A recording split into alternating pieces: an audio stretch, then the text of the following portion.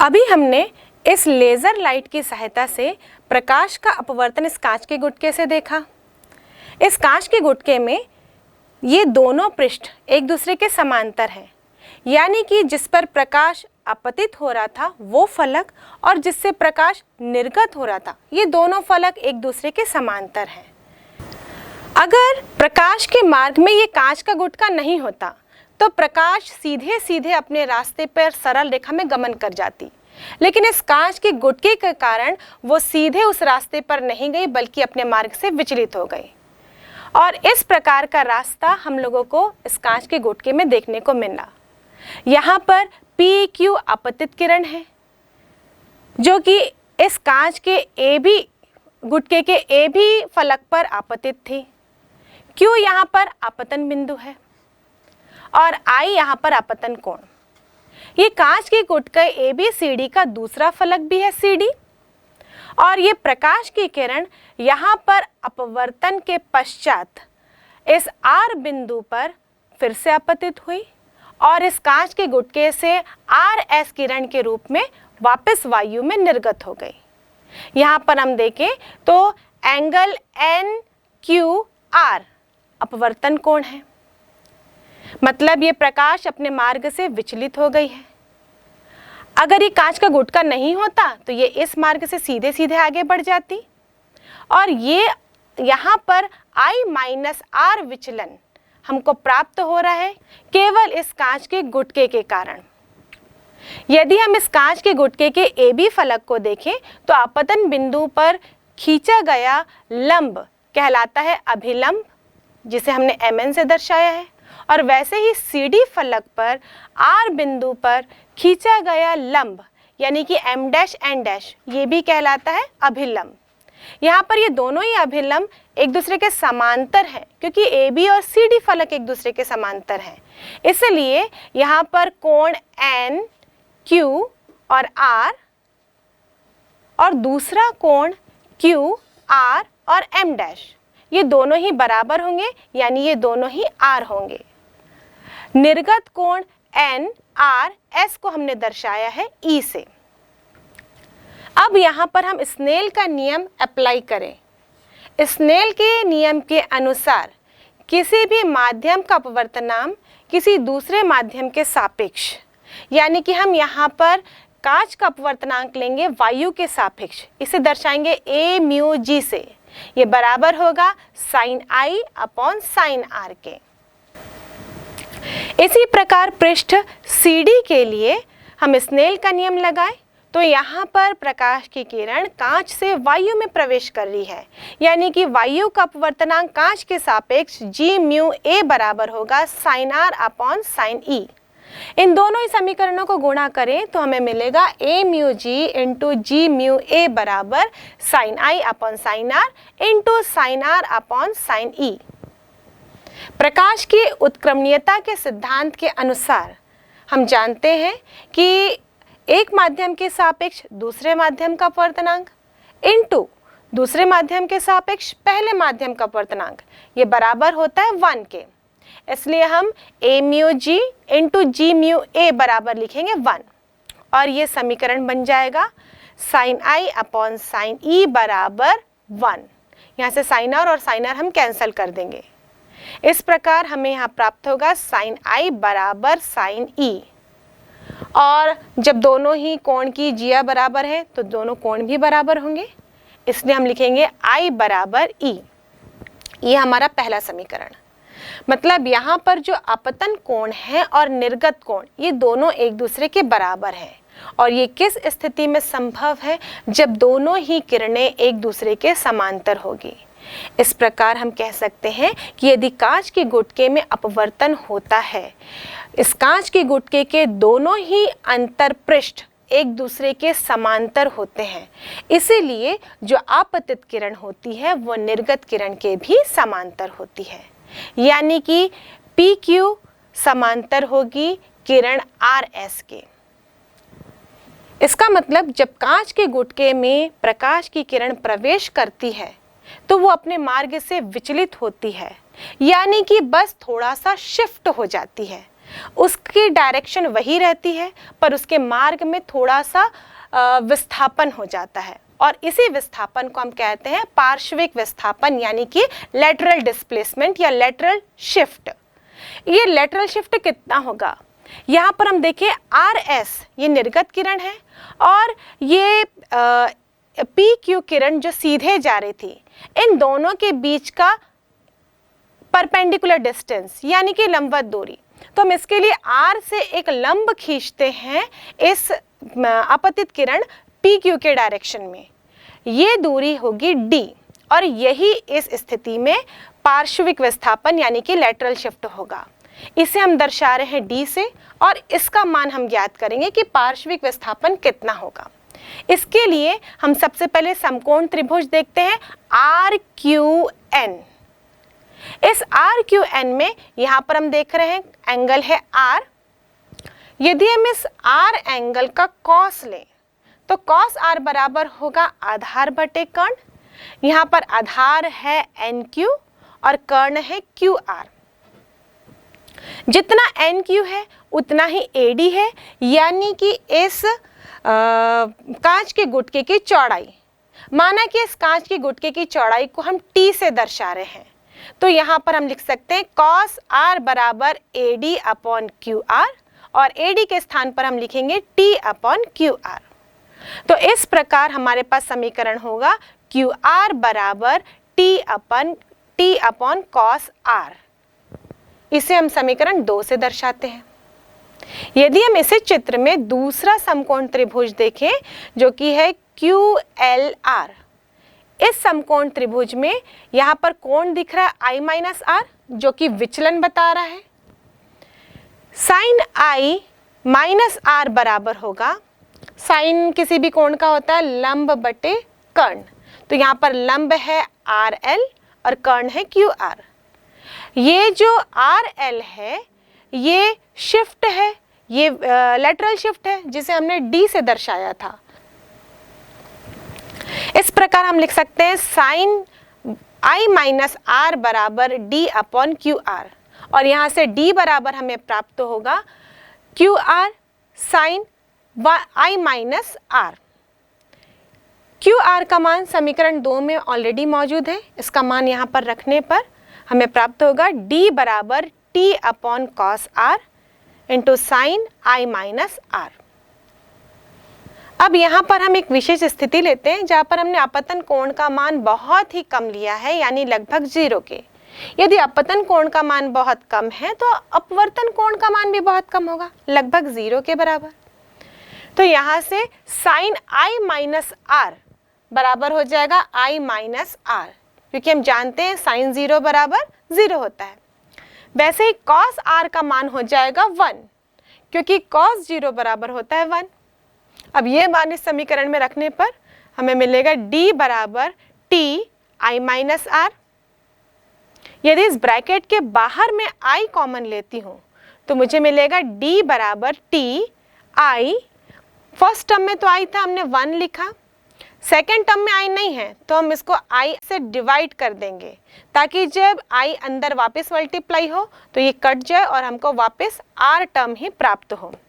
तो इस प्रकार D बराबर हो जाएगा T I ब्रैकेट के अंदर 1 minus R upon I। Snell के नियम से हम जानते हैं म्यू बराबर sine I upon sine R होता है। यदि I और R का मान बहुत कम हो तो हम उस कंडीशन में लिख सकते हैं म्यू बराबर I अपॉन R, और यहाँ पर हमारे पास है R अपॉन I, तो हम लिखेंगे R अपॉन I बराबर 1 अपॉन म्यू।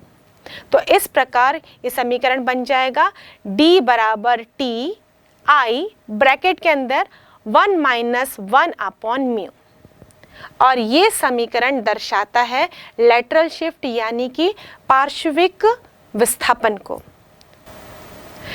इस प्रकार इस समीकरण से स्पष्ट है कि पार्श्विक विस्थापन का मान 3 कारकों पर निर्भर करता है। पहला, जिस माध्यम से प्रकाश गुजर रही है, गमन कर रही है, उस माध्यम की मोटाई यानी कि T पर। दूसरा, उस माध्यम के अपवर्तनांक यानी कि म्यू पर।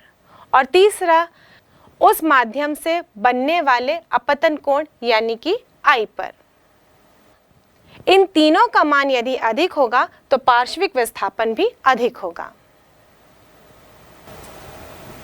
यदि प्रकाश विभिन्न माध्यमों से होकर गुजरे, मतलब उसके रास्ते पर अलग अलग माध्यम आए, उस कंडीशन में प्रकाश का अपवर्तन कैसे होगा? जैसे कि यहाँ पर हमने 3 अलग अलग माध्यम लिए हैं, एक वायु, जल और कांच। इन तीनों माध्यम से प्रकाश होकर गुजर रही है और वापस वायु में निर्गत हो रही है। इस कंडीशन में प्रकाश का अपवर्तन उसके नियमों का पालन करते हुए होगा। जब वो विरल से सघन में प्रवेश करेगी तो अभिलंब के पास झुकेगी, जब सघन से विरल में प्रवेश करेगी तो अभिलंब से दूर झुकेगी, और इस प्रकार प्रकाश अपने मार्ग से विचलित हो जाएगी। यहाँ पर हम देखते हैं कि एक किरण है जो कि वायु से लेकर जल में आपतित हो रही है। यहाँ पर एक अंतरपृष्ठ प्राप्त हो रहा है AB। इस अंतरपृष्ठ पर अभिलंब भी हमको मिल रहा है। यहाँ पर अपतन कोण हमने I से दर्शाया है। चूंकि प्रकाश जब वापस वायु में निर्गत हो रही है तो ये जो फलक है EF, ये AB फलक के समांतर है, तो जो निर्गत कोण है वो अपतन कोण के बराबर होगा। इसलिए हमने यहाँ पर निर्गत कोण को भी I से ही दर्शाया है। अब जब प्रकाश का अपवर्तन पहली बार हुआ, यानी कि इस पृष्ठ AB पर, तो उस कंडीशन में अपवर्तन कोण हमको प्राप्त हुआ R1। स्नेल के नियम के अनुसार जल का अपवर्तनांक वायु के सापेक्ष यानी कि A म्यू W बराबर होगा sin I अपॉन sin R1।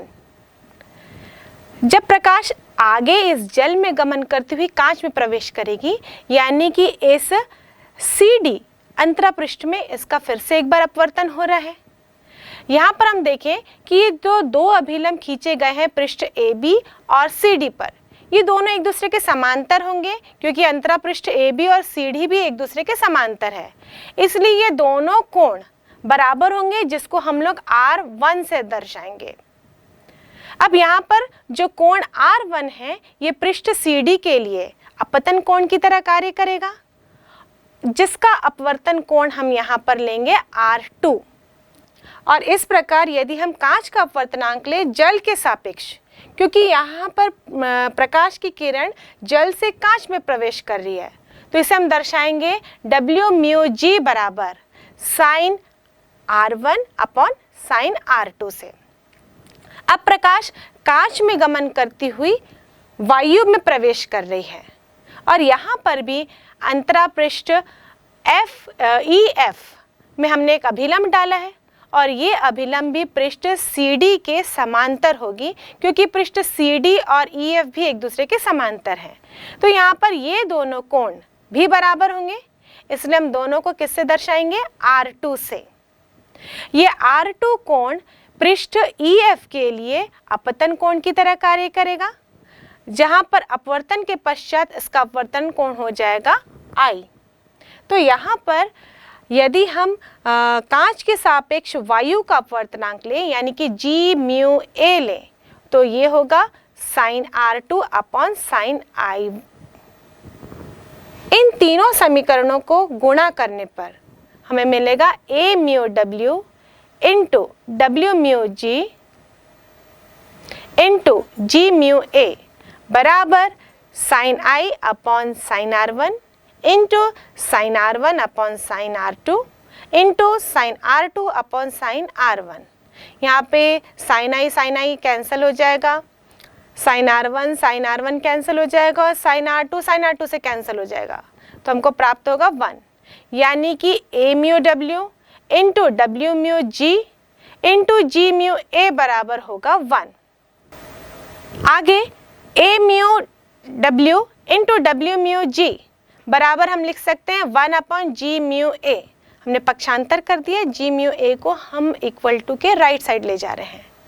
और प्रकाश की उत्क्रमणीयता के सिद्धांत के अनुसार A म्यू G बराबर होता है 1 अपॉन G म्यू A।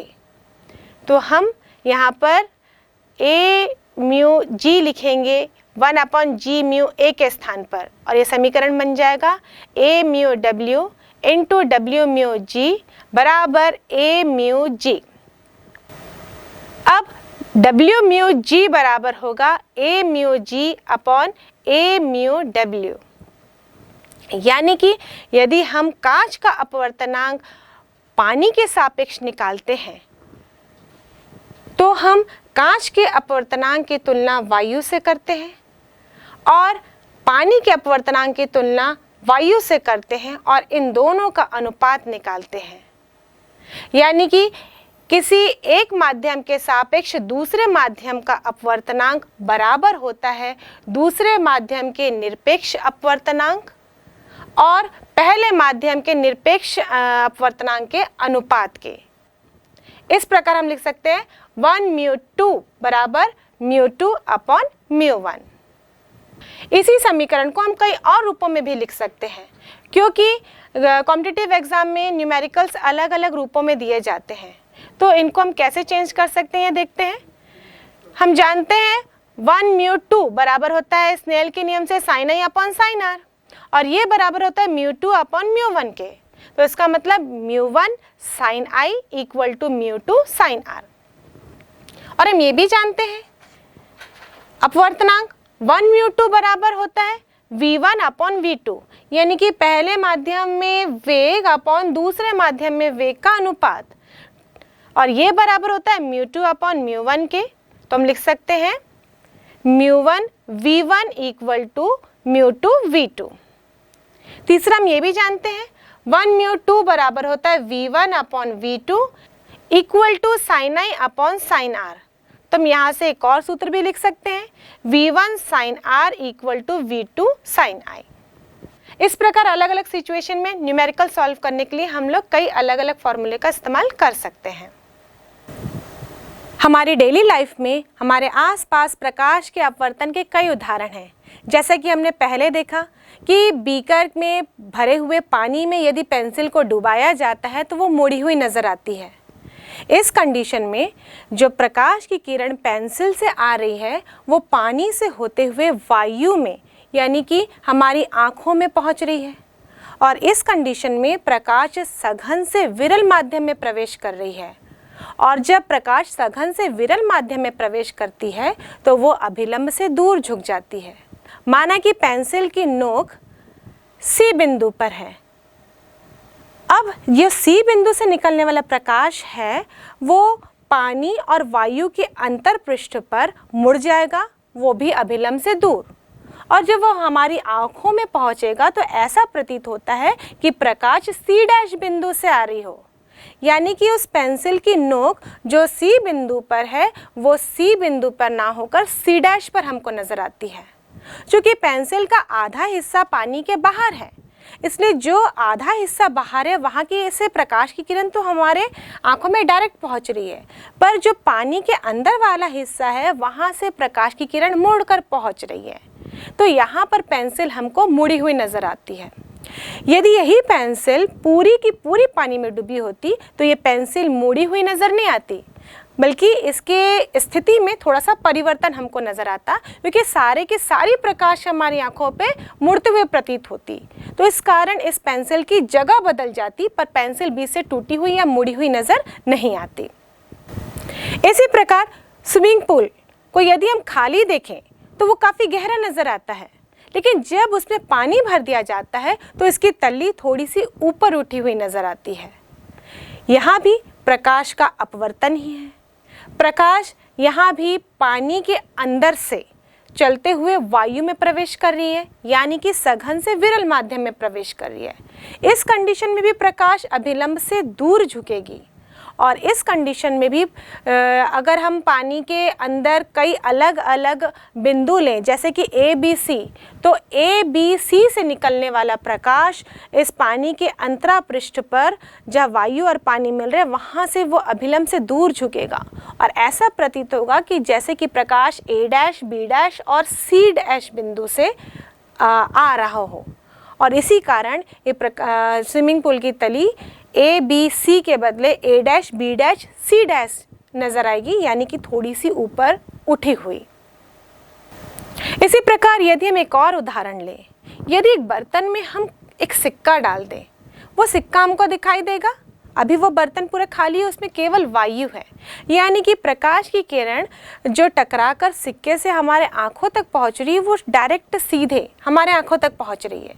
यदि हम इस बर्तन से दूर जाते जाएं तो धीरे धीरे इस बर्तन के कारण, क्योंकि ये बर्तन अपारदर्शी है, ये सिक्का हमारी आँखों से ओझल होने लगेगा और एक डिस्टेंस पर पहुँचेंगे तो ये बिल्कुल ओझल ही हो जाएगा। यदि हम इस बर्तन में पानी भर देते हैं तो वो सिक्का वापस नज़र आने लगता है। कारण वही है प्रकाश का अपवर्तन सघन से विरल माध्यम में। यहाँ पर प्रकाश की किरण जो पानी से अब वायु में आएगी, यानी हमारे आँखों तक पहुँचेगी, वो अभिलंब से दूर झुकेगी और वो ऐसा प्रतीत होगा कि सिक्का थोड़े से ऊपर रखा हो, यानी कि अब सिक्का हमको विजिबल हो जाएगा क्योंकि प्रकाश की किरण यहाँ पर मुड़ती हुई हमारी आँखों में पहुँच जाएगी। वास्तव में सिक्का वहाँ ऊपर नहीं होता बल्कि हमको नज़र आता है, वो भी प्रकाश के अपवर्तन के कारण। पर यदि कंडीशन उल्टा हो, प्रकाश की किरण विरल से सघन माध्यम में पहुँच रही हो, उस कंडीशन में जो गहराई है वो कम होने के बदले दूरी अधिक नज़र आती है और यही कारण है कि जो वायुयान ऊपर उड़ता है वो हमको उसकी वास्तविक दूरी से कहीं अधिक दूर नज़र आता है, क्योंकि हम जानते हैं कि वायु जो पृथ्वी की सतह के पास है वो सघन है और जैसे जैसे हम ऊपर की ओर बढ़ते जाते हैं पृथ्वी की सतह से तो वायु विरल होती जाती है। यानी कि जो वायुयान से टकराकर आने वाली प्रकाश किरणें हैं वो विरल से सघन माध्यम में प्रवेश करेगी और वो अभिलंब के पास झुकते जाएगी और जब वो हमारी आंखों में पहुंचेगी तो ऐसे प्रतीत होगा कि वायुयान बहुत अधिक दूरी पर स्थित हो। इसी प्रकार सूरज भी क्षैतिज से ऊपर की ओर हमको दिखाई देता है, यानी सूर्य उदय हुआ नहीं रहता लेकिन वो हमको पहले ही नजर आ जाता है, क्योंकि सूरज से आने वाली किरणें भी वायुमंडल को पार करते हुए हमारी आंखों तक पहुंचती हैं। और वायुमंडल कैसा है? पृथ्वी की सतह के पास सघन है और पृथ्वी की सतह से विरल। तो जो प्रकाश की किरण सूर्य से हमारी आंखों तक पहुंच रही है वो विरल से सघन माध्यम में प्रवेश कर रही है और ये अपवर्तन के पश्चात अभिलंब के पास झुक रही है और हमको ऐसा प्रतीत होता है कि सूरज और ऊंचाई पर है, यानी कि क्षैतिज से ऊपर नजर आता है और हमको वो उदय होने से पहले ही नजर आ जाता है। इसी प्रकार तारे भी हमको वास्तविक दूरी से कहीं ज़्यादा दूर नजर आते हैं, क्योंकि तारों से आने वाला प्रकाश भी विरल माध्यम से सघन माध्यम में प्रवेश करता है, हमारी आंखों में पहुंचता है और इस बीच वो अभिलंब के पास झुकते जाता है और हमको ऐसा प्रतीत होता है कि तारे उस स्थिति में हैं जहां पर वो अपनी वास्तविक स्थिति से कहीं अधिक दूर नजर आ रहे हों। तारे हमको टिमटिमाते हुए भी इसलिए ही नजर आते हैं क्योंकि हम जानते हैं कि वायुमंडल की विभिन्न परतों में वायु के कणों की गति अलग अलग है, वायु का घनत्व अलग अलग है, यहाँ पर ताप भी अलग अलग है, जिसके कारण विभिन्न परतों का प्रकाशिक घनत्व भी अलग अलग हो जाता है और यहाँ पर प्रकाश का अपवर्तन होता है। इसी कारण जब प्रकाश की किरणें इन तारों से हमारी आंखों में पड़ती हैं तो ये परिवर्तित होते रहती हैं और ये तारे हमको टिमटिमाते हुए नजर आते हैं।